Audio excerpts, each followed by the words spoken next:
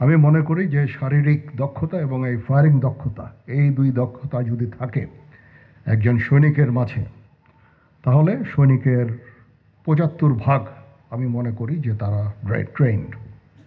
বাকি হচ্ছে কিছু ড্রিল, কিছু ব্যাটল ড্রিল, ব্যাটল প্রসিডিউর, কিছু যুদ্ধের টেকনিক শেখা, ফিল্ডক্রাফট, এগুলো। তো এই জন্য আমরা এই ফায়ারিংয়ের উপর এত গুরুত্ব আরোপ করে থাকি। তো আমি অত্যন্ত আনন্দিত যে এবার আমি দেখলাম যে সেনাবাহিনীর ফায়ারিং প্রতিযোগিতায় ৩৩ পদাতিক ডিভিশন চ্যাম্পিয়ন হওয়ার গৌরব অর্জন করেছে এবং ৭ স্বতন্ত্র এডিএ ব্রিগেড রানার আপ হওয়ার গৌরব অর্জন করেছে। তাদেরকে অভিনন্দন। এখানে জিওসি মহোদয় নিজেই উৎফুল্ল হয়ে চলে এসেছেন প্রাইজ নেওয়ার জন্য এবং কমান্ডারও আছে। তো ৭ স্বতন্ত্র এডি ব্রিগেডের সদস্য সংখ্যা, ইউনিটের সংখ্যা অত্যন্ত কম।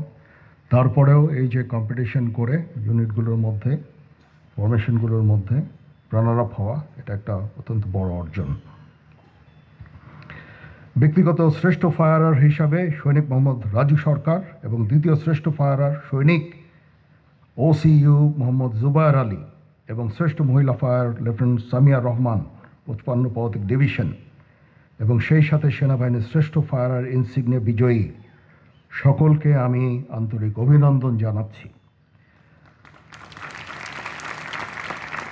আমি আশা করব যে তারা তাদের এই ব্যক্তিগত স্কিল এটা সবসময় বজায় রাখবে এবং এই স্কিল খালি বজায় রাখলেই হবে না, এটা অন্যান্য সৈনিক যারা আছে, অন্যান্য জুনিয়র সৈনিক, তাদেরকে এই স্কিলটা ট্রান্সফার করতে হবে, তাদেরকে শেখানোর কাজে সময় ব্যয় করতে হবে, তাহলে এই স্কিল ট্রান্সফার হবে। এবং এই স্কিলস ট্রান্সফারের জন্যই আজকে আমরা দেখতে পাচ্ছি যে আজ থেকে ২০-৩০ বছর আগে যারা এরকম দক্ষ ফায়ারার ছিলেন তারা চলে গেছেন চাকরি থেকে, কিন্তু আমাদের এই যে সিলসিলা, এই যে কন্টিনিউয়েশন এটা চলছে। এর অর্থ হচ্ছে যে আমরা সুন্দরভাবে এই স্কিল ট্রান্সফার করে করে করে করে এখনও আমরা এই দক্ষতা অর্জন করে চলেছি এবং দক্ষতা আছে সেনাবাহিনীর।